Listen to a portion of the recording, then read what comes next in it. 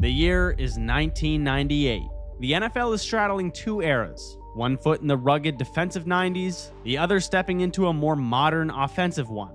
The AFC's top force of the mid-90s, the Pittsburgh Steelers, were led by bruising back Jerome Bettis. Pete Carroll had risen from the defensive coordinator ranks and was now the head coach of the Patriots in the post-Bill Parcells era. And the Jaguars, only 3 years into existence, looked ready to challenge for the conference crown. But after 15 seasons and 3 Super Bowl losses, John Elway had finally gotten his ring.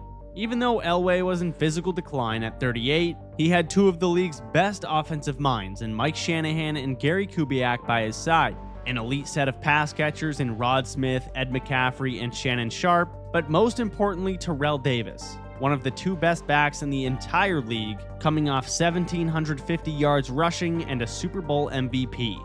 But the rest of the AFC was loading up to take their shot. And to replace Elway, the most hyped up draft in years had given the league a brand new QB debate. Peyton Manning versus Ryan Leaf. Indianapolis took Manning first overall, a film-obsessed perfectionist from Tennessee, born and bred for this job. San Diego followed with Leaf, the wild card with a cannon arm from Washington State. At the time, plenty of experts believed the Colts made the wrong choice. But regardless, both were tasked with injecting new life into franchises who hadn't been true contenders in a few years. Michigan's Charles Woodson was the reigning Heisman winner and went 4th to Oakland. But the Vikings made a decision that would shake the league to its core. Minnesota already had 2 stud receivers in Chris Carter and Jake Reed, but they decided to triple down on their strength and draft a 21-year-old freak from Marshall named Randy Moss. Moss slid down draft boards due to character concerns. But every team that passed on him was about to kick themselves for letting 6'4" with 4.2 speed fall into the Vikings' lap at 21st overall. With halfback Robert Smith complementing the receivers, the Vikings assembled an offense that really had a chance to be something else, not to mention a good defensive unit anchored by Hall of Fame tackle John Randall.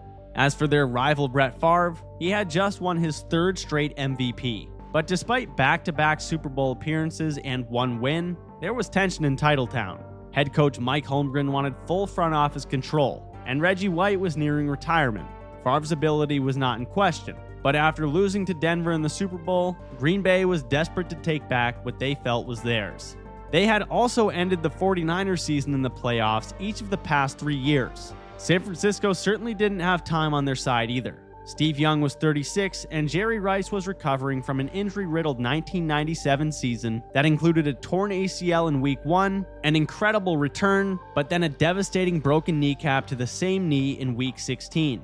Whether he would ever be the same was not yet known. Plus, Terrell Owens was emerging as perhaps their new number 1 receiver. Down in Dallas, the 90s dynasty was no more with Jerry Jones running the show.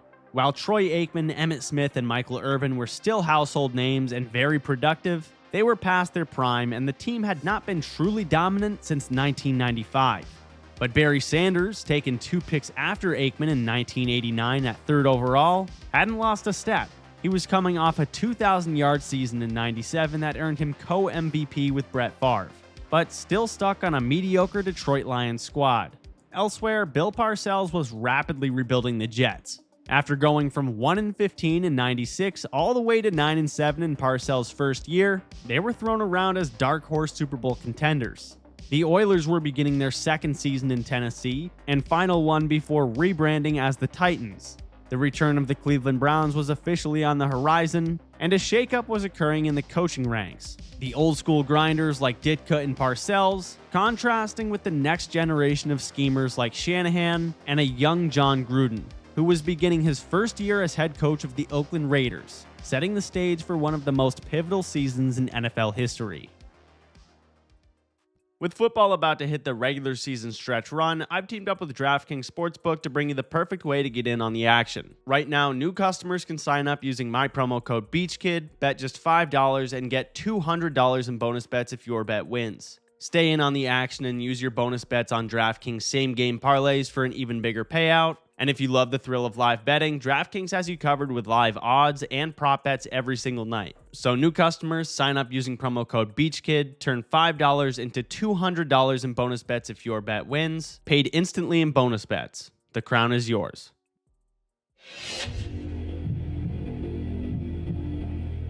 To begin the season, if anything, Terrell Davis looked even better than he did in '97.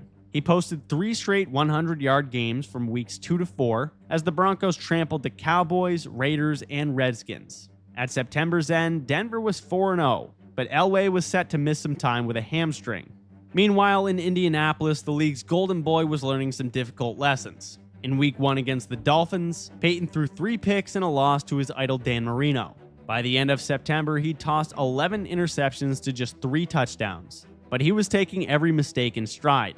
Ryan Leaf got off to a better start, winning his first 2 games, but after following that with 1 for 15 passing in week 3, 2 losses, and 6 interceptions, the narrative flipped and it wouldn't be long before he sat the bench. But the biggest rookie story was not about either QB, but instead a receiver. In week 1 against Tampa Bay, the alien-like Randy Moss caught 2 touchdowns on 4 catches. His combination of easy speed, grace, and height was something the league had really never seen. By the end of the month, the Vikings were 4-0 with an obviously electric offense. In week 2 on Monday Night Football in Washington, Steve Young threw 3 touchdowns, and the 49ers massacred the Redskins 45-10. Jerry Rice was looking healthy, but Madden 99 cover boy Garrison Hurst was ascending into a superstar running back, posting 325 yards and 3 touchdowns through 2 games. San Francisco started 3-0. But the NFC's other aging dynasty took a big hit when Troy Aikman suffered a broken collarbone in a week 2 loss to Denver. However, the Atlanta Falcons became arguably the most intriguing team of the young season.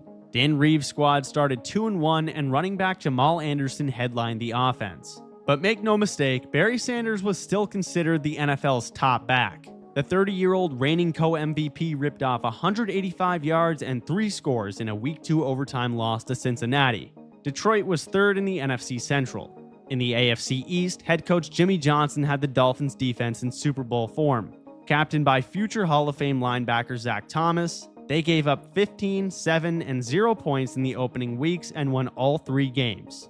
But the Jaguars won their first 4 games. Tom Coughlin and company were building on their 1997 as one of the AFC's most dangerous teams.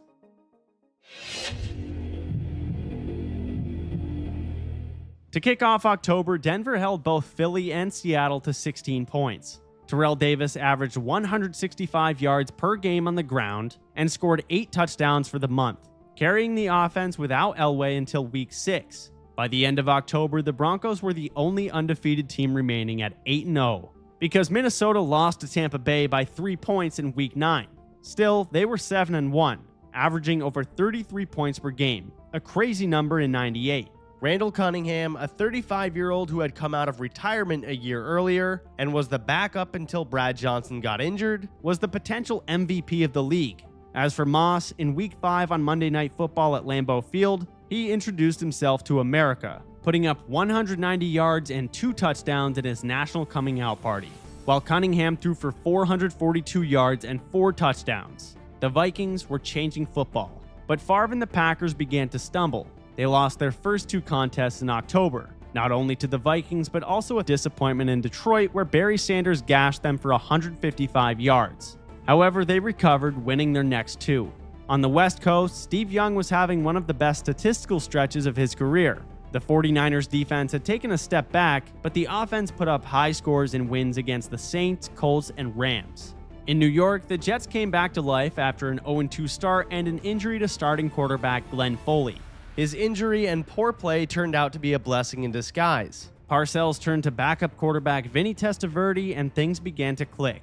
With a typically elite Parcells defense and Curtis Martin toting the rock, the Jets won 6 of their next 7, demanding respect. But many still did not take the Falcons seriously after the first month. By the end of October, though, everyone had to. Jamal Anderson was an automatic 100 yards, and quarterback Chris Chandler was having a career year at 33. The Falcons were 6-2, even if many were unsure they could hang with the Vikings or 49ers because of the perceived limitations of Chandler. Down in South Florida, the Dolphins' defense was the best in the NFL. The offense just good enough, and Marino still had a chance to get back to the Super Bowl. Miami was 5-3. But the craziest development of October didn't come from anyone expected to be a contender. It came from Buffalo. The Bills started the year with Rob Johnson at QB. but he kept getting banged up, so in week 5, they turned to 5'10", 36-year-old former CFL MVP Doug Flutie. Surprisingly, Flutie ignited the 1-3 Bills. He stepped in week 5, leading a win versus the Colts, then visited the undefeated Jaguars and delivered one of the best plays of the year. Down by 6 at the goal line with 18 seconds to go, Flutie faked the handoff and took it into the end zone himself, handing the Jags their first loss of the year. Flutie won every October game and had Buffalo at 5-3. Somehow, in the middle of '98, a season featuring Moss and TD, he might have been the most exciting player in football.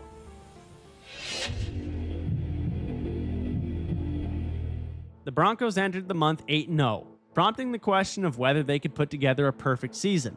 Terrell Davis had all but officially taken the title from Barry Sanders as the best back, or even player, in football. He was leading the league in rushing despite not even playing the fourth quarter some weeks. He carried Denver to massive wins throughout November. By the end of the month, they were 12-0, and Davis was already about to crack 1,600 yards rushing, destined to hit 2,000.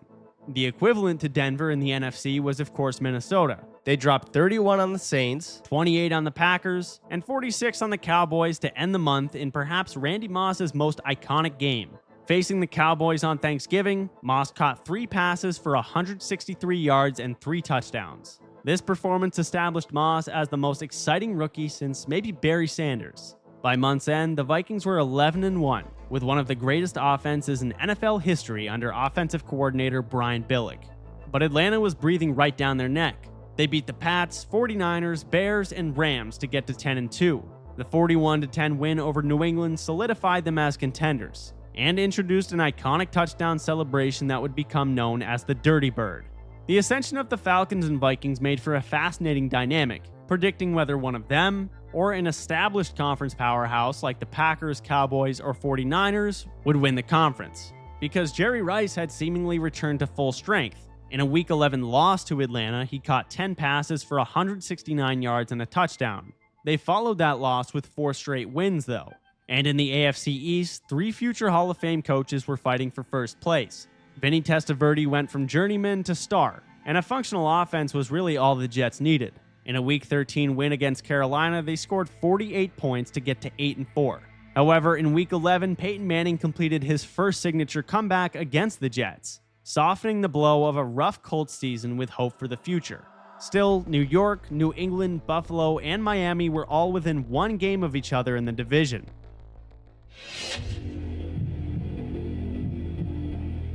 The Broncos had not lost a game in 363 days. But in Week 15 at the Meadowlands, the 5-8 Giants stunned Denver in one of the most shocking upsets of the decade. Terrell Davis ran for 128 yards and a score, yet still lost 20-16. Perfection was no more, but nobody panicked until the very next week, when Miami punched Denver in the mouth on Monday Night Football. This time, Davis was bottled up for 29 yards on 16 carries, and Marino threw for 355 and 4 touchdowns in the final ever Elway Marino regular season bout. The Dolphins made a big statement showing what their defense could do even against the league's most unstoppable rushing attack, and the Super Bowl favorites were teetering. But Week 17 brought opportunity to right the ship before the playoffs, and gave Terrell Davis a chance at 2,000 yards. Against Seattle, he rushed for 178, finishing with 2,008. Becoming just the 4th player in NFL history to hit the milestone and earning the 1998 MVP. They finished 14-2, the number 1 seed in the AFC. Meanwhile, the Vikings steamrolled everyone in December, 48-22 over the Bears, 38 on Baltimore, 50-10 over Jacksonville, and they finished the regular season in style, beating Tennessee 26-16. Cunningham finished as the MVP runner-up, throwing 34 touchdowns. 12 of which went to Chris Carter, and a rookie record 17 of which went to Moss, on his way to Offensive Rookie of the Year. They finished 15-1, averaged nearly 37 points a game, and finished with the most points ever scored in an NFL regular season. But the Falcons kept up with them the whole year, ending on a 9-game win streak with both a top 4 offense and defense. Jamal Anderson carried the ball 410 times for over 1,800 yards. Finishing 3rd in MVP, and Dan Reeves was 1998's Coach of the Year. But he missed the final 2 games of the regular season because of heart surgery, and his return was yet to be determined. As for the Cardinals, they hadn't won a postseason game since 1947.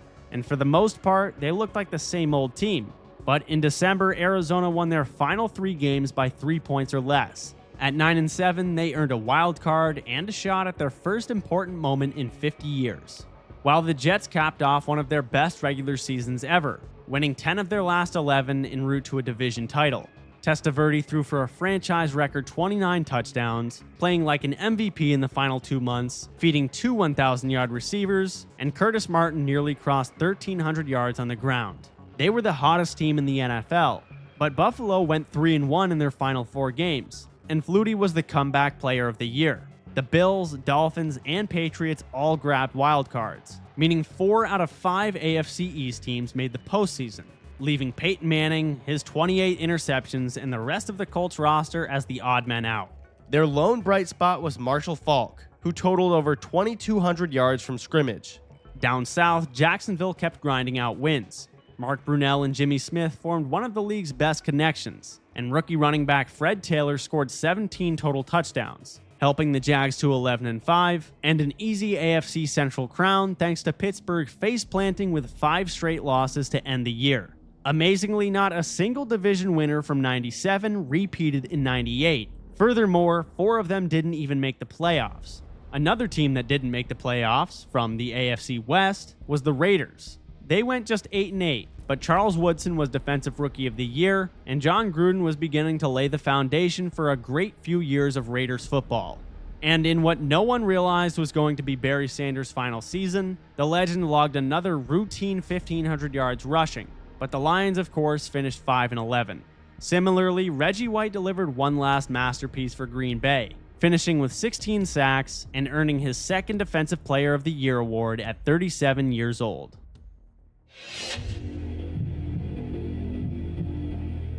The 98 wildcard round delivered one of the most memorable moments in wildcard history. But first, the Bills traveled to Miami. They had split the season series, but in this one, Marino threw 1 touchdown, Kareem Abdul-Jabbar ran 1 in, and the Dolphins defense forced 5 turnovers en route to a 24-17 win that would become Marino's final home playoff victory. Then, at Texas Stadium, Cardinals QB Jake Plummer threw 2 touchdowns against the Cowboys. Aeneas Williams picked off Troy Aikman twice, and the Cardinals eliminated the elderly Cowboys 20-7. The next day, the Jaguars hosted the Patriots, missing Drew Bledsoe due to injury. As a result, Jacksonville controlled the game. Jimmy Smith and Fred Taylor each scored, and the defense allowed just 10 points to secure Jacksonville's 3rd ever playoff win. And finally, in San Francisco, 2 familiar foes in Favre and Steve Young met one last time, and the finale of the NFC's defining 90s rivalry did not disappoint. The lead changed hands 5 times, and up 27-23, the Packers looked primed to clinch their 4th playoff win over the 49ers in 4 years. But San Francisco caught a massive break that would never fly in today's NFL. On their final drive, Jerry Rice had the ball punched out after a catch and run, and Green Bay recovered. But the officials ruled him down before the fumble. Yet, without instant review available at the time, the call stood. So, naturally, with 8 seconds left, Young slipped, nearly fell, and then fired a bullet over the middle to Terrell Owens, who held on through a crushing hit for the game-winning touchdown, known as the Catch 2. 49ers 30, Packers 27.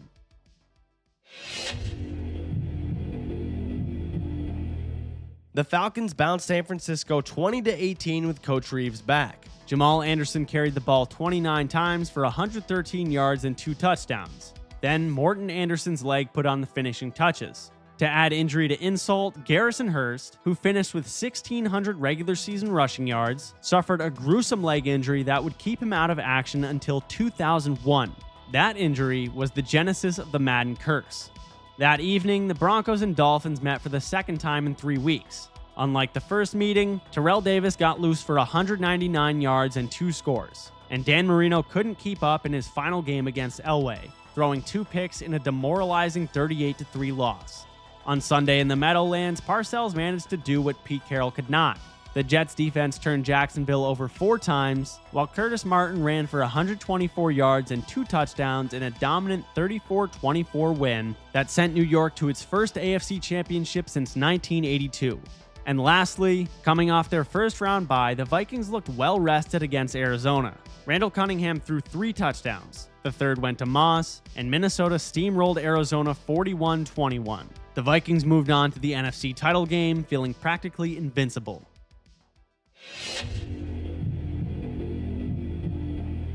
And the Metrodome was deafening in anticipation of the NFC Championship, but the Falcons were unfazed, and Jamal Anderson opened the scoring, which Cunningham immediately answered with a 31-yard touchdown to Randy Moss. Both teams continued to trade scores throughout the game. Up 27-20 with just over 2 minutes left, Minnesota was in position to make it a 2-score game. Gary Anderson lined up to seal it, but missed from 38 yards, his first missed kick all year, giving Atlanta a golden opportunity. Chris Chandler drove the Falcons 71 yards, hit Terrence Mathis for the tying touchdown, and in overtime, Morton Anderson, no relation to Gary, drilled a, you guessed it, 38-yarder to stun the world by ending the Vikings' record-breaking season. There wasn't quite as much drama in the AFC, though. The Jets did lead the Broncos 10-0 in the third after a Curtis Martin touchdown. However, John Elway and Terrell Davis took over from there. Davis rumbled for 167 yards, Denver scored 23 unanswered, and Mile High roared as the Broncos advanced to their second straight Super Bowl.